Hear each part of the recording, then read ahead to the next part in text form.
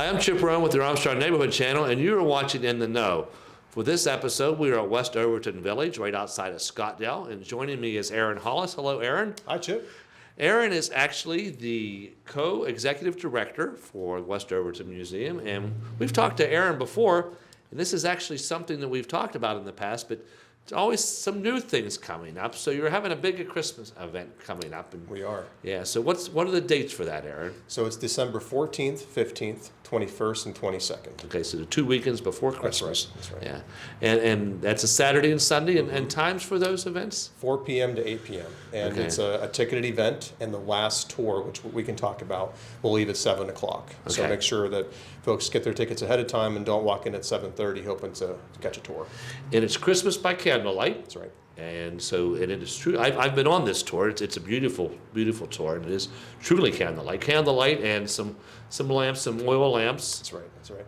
Yeah, so we have real candles in the house in some places, and once we got all of our real candles and LED candles in places, it still felt really dark, and so we brought out some kerosene lamps, basically, to oil lamps, really, to just provide a little bit more lighting, a little bit more ambiance, and also make it a little safer for people to walk through the rooms of the house at night. Yeah. So 2 years ago, I was on the tour, and I mentioned this last year. We did this.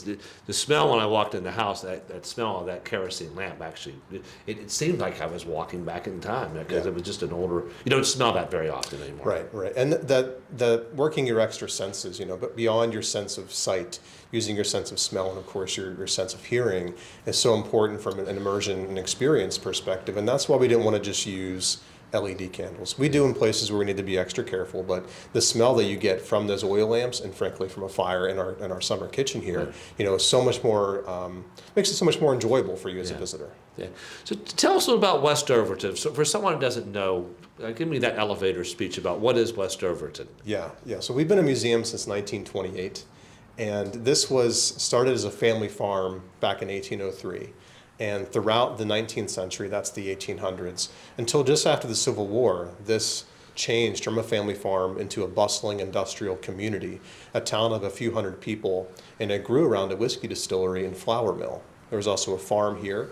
There was a coverlet blanket making business. There was a coal mine for a while, metallurgical coke ovens.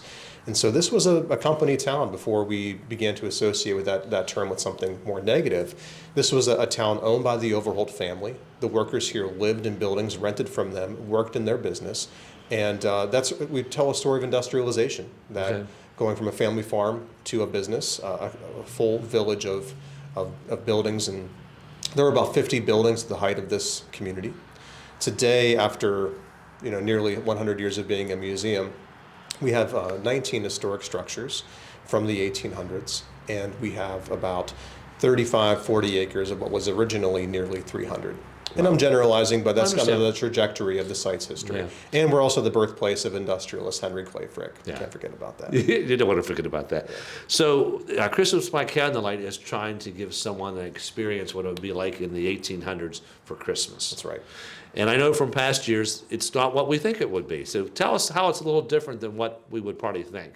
Sure. So I mentioned the site of West Overton covers most of the 1800s, and so we sat down and we said, well, what's a Christmas look like for this family, for people in this area? Well, it really depends on when you're talking about. The first stop on the tour is our spring house. It's the birthplace of Frick and our oldest building dating to the early 1800s. So we use that building to talk about what Christmas, and another room in the house to illustrate what Christmas looked like, especially for this family in the early 1800s. And visitors walk in and they're expecting big, beautiful decorations, and Chip, there's basically nothing in the room. Yeah, I remember that. And yes. And that's the reality. This family, being Mennonites in the early part of the 19th century, they just didn't celebrate Christmas. It's not that it was just like any other day, but the Christmas as we know it didn't take shape until many decades later. And so each room of the house takes you to a different time period throughout the 1800s, so that by the time you get to the last room on the tour, oh, okay, there's a big Christmas tree. There are the big, beautiful decorations. This is the Christmas that I think of. No aluminum Christmas trees, though. That's right, no. That was the 50s. That was the 50s. We're not in the 40s and 50s. We don't go quite that far. That's right. But we do get to a full-size real Christmas tree in the house. Yeah, which is beautiful, too. And actually, the one picture you use to promote this has that picture of that tree. Yes, I think in yes. that image. So, how can viewers purchase tickets? Tickets needs to be bought in advance. That's right. Yeah. Yeah, and that's mainly because we have to limit the number of people who are on a tour at a time. As I mentioned, we do use real candles, and we just want to be careful and mindful that we aren't having too many people knocking into things. Right. So to find tickets, folks can go to our website, which is westovertonvillage.org, or if they just Google West Overton Christmas Tour, or if they go to our Facebook page, which is at West Overton Museums, they can find there a link to a ticketing service we use called Humanitix, and they can buy their tickets there. Yeah. And the cost of tickets? Sure. So for West Overton members, it's $14. For folks who are not members of West Overton, it's $16. Okay. And then for the youth, it's $12. And if you're under 5, we'll let you in for free. Okay. Now, right now, we're in what you call the summer kitchen. That's right. And so that's one of many buildings that are on this property, Yes. and one that's part of this tour. That's right. So talk about what will people experience when they come in here? Sure. So this we sometimes call the summer kitchen, sometimes the out kitchen, but they did use this kitchen all year round. And on the tour, after folks visit the historical house, their tour guide will bring them here, and we'll have a nice warm fire going. They can warm up here, and they'll be served a cup of warm spiced apple cider we call wassail.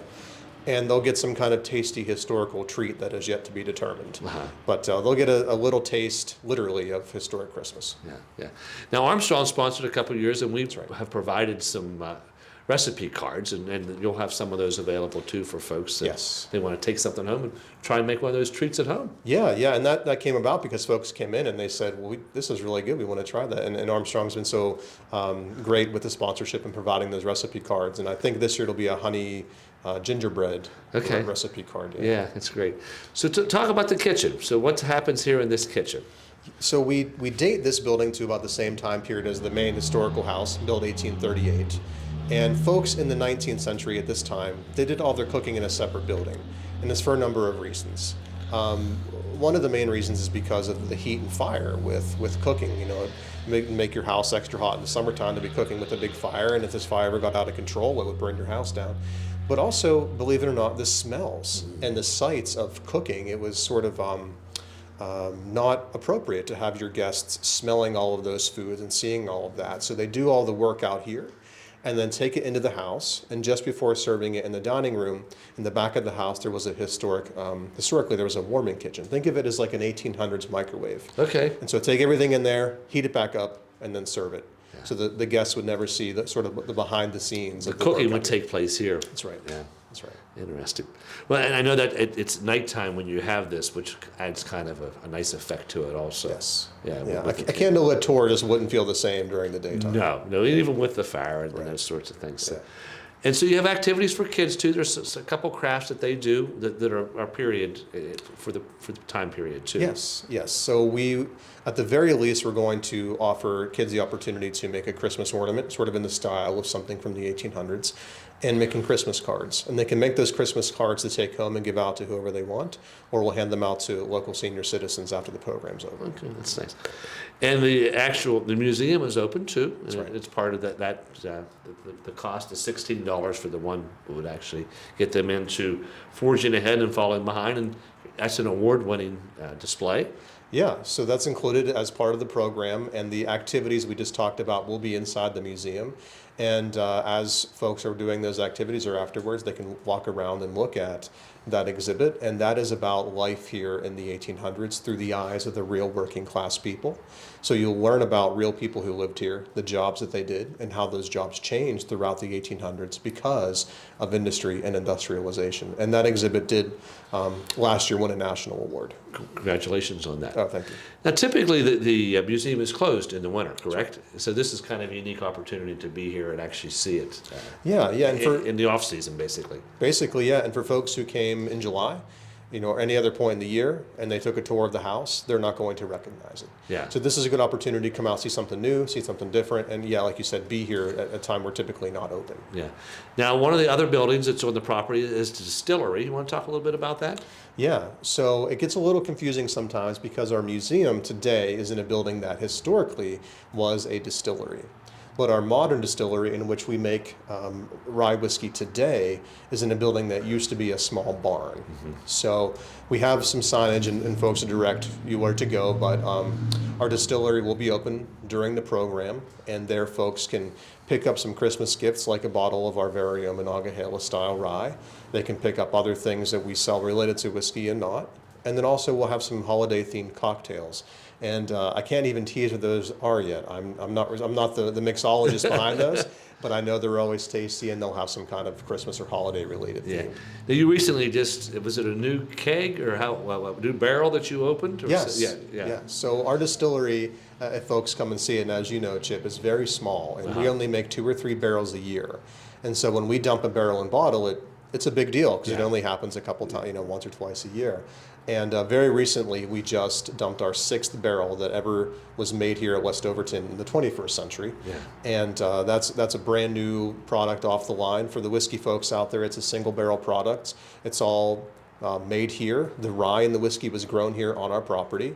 It's all distilled here, aged here, and bottled here by hand. So it doesn't get much smaller and more craft-based than that. Yeah, and they can see all that too while they're That's here. right. Yeah, that's right. If you don't mind, Aaron, give us the dates and times one more time. Sure, please. sure. So it is December 14, 15, 21, 22, 4 p.m. to 8 p.m. And we have to get tickets in advance. Yeah, great. Well, Aaron, I wish you well with the event. Merry Christmas. Hey, thank you very much, and same to You're you. very welcome. And now you're in the know.